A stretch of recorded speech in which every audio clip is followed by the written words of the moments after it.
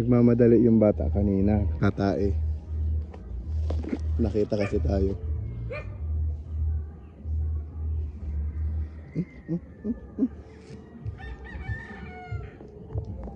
Lakad-lakad dito.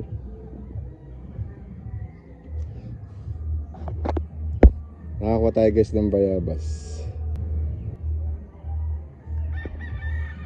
Ang sarap guys sa bayabas na to guys.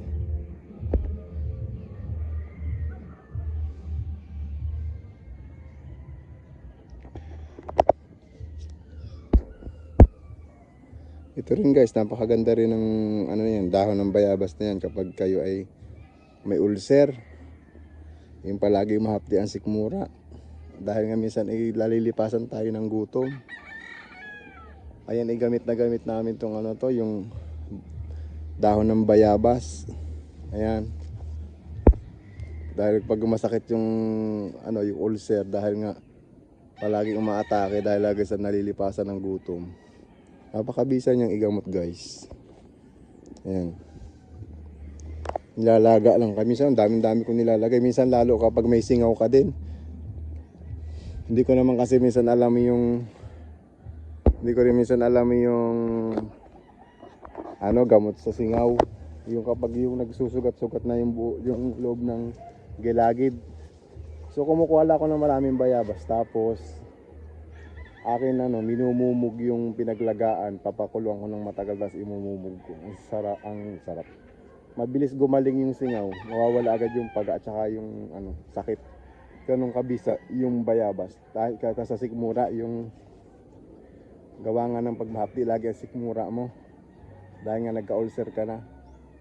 O kaya sa sugat, talaga napakabisa ng bayabas guys. Promise.